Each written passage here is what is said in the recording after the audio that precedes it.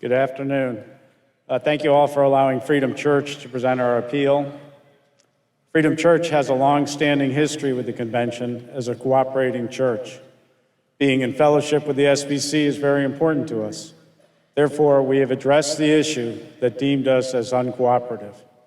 Although innocent of these charges, our former pastor wants the focus of Freedom Church to be on Jesus Christ, not on him. Therefore, on May 22nd, he resigned and is no longer involved in the leadership of the church. We now have an interim pastor who's a lifelong Baptist and pastors his own church, the Vero Beach Baptist Church. He's been a lead pastor for 8 years, and before that, an assistant pastor for 7 years. In all other areas, we are in friendly cooperation. We have always had a faith and practice which closely aligns with the Baptist faith and message of 2000.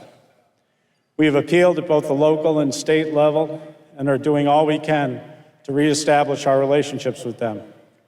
Freedom Church was deemed not to be in friendly cooperation with the SBC because, quote, we are acting in a manner inconsistent with the convention's beliefs regarding sexual abuse, that we have shown indifference by calling an individual as pastor who has an admitted pattern of sexual misconduct with women under his pastoral care.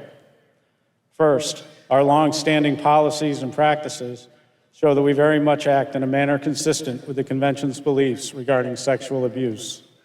Second, at the time our former pastor was called, and even to this day, there have never been any allegations of sexual abuse brought against him by any women anywhere under his pastoral care or otherwise. This has been confirmed through an independent investigation done by the Anglican Church of North America.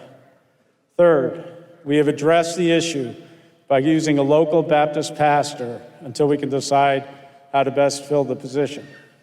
In closing, Proverbs 16 says, "The lot is cast into the lap, but its every decision is from the Lord."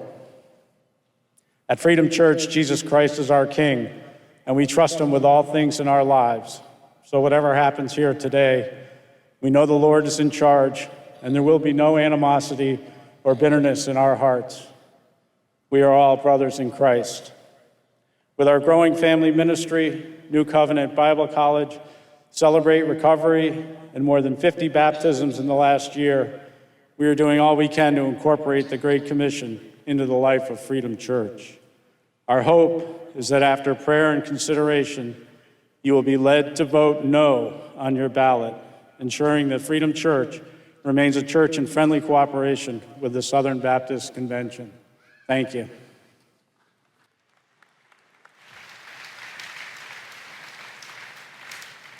So now the chair recognizes the executive committee for a response.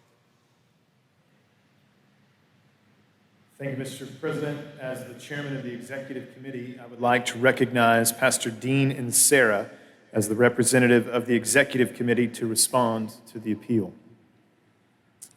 Thank you, David. Your SBC Executive Committee and SBC Credentials Committee stand behind our decision to no longer consider Freedom Church a cooperating church with the Southern Baptist Convention. The Treasure Coast Baptist Association and the Florida Baptist Convention have acted to remove Freedom Church from their respective ministries on the grounds that the church called an individual to the senior pastor role who is biblically disqualified from ministry as a Southern Baptist pastor. The individual was investigated by another denomination, which found credible allegations of sinful conduct and reported an admitted pattern of sexual misconduct with women under his pastoral care and supervision.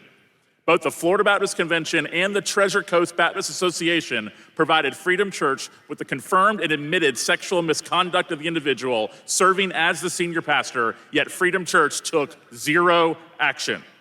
The Baptist Faith and Message 2000, Article 15, provides that in the spirit of Christ, Christians should oppose all forms of sexual immorality.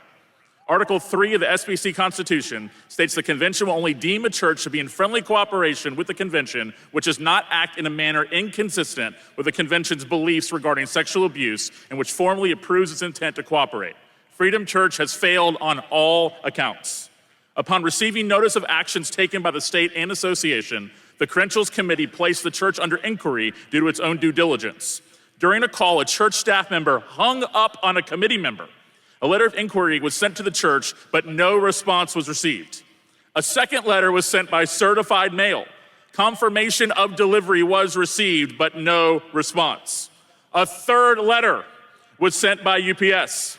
Again, delivery was confirmed, but no response was received. In fact, no response has ever been received from the church until after the executive committee's meeting in February, where the church was removed for its lack of intent to cooperate with the convention. The church is now deceptively claiming that the problem has been resolved because the pastor in question has resigned. In our opinion, that Freedom Church has no intention of removing this individual from leadership. In fact, the pastor's resignation has been described to the church as a strategic move designed to get the church back into the Southern Baptist Convention, while the individual remains in a leadership role and is only stepping back until things are settled with the SBC. Fellow messengers, this is serious business. In light of the information available to us, we affirm the actions of our Baptist partners at the local association and state conventions, and likewise ask you affirm our decision to deem this church not in friendly cooperation with the Southern Baptist Convention. Thank you.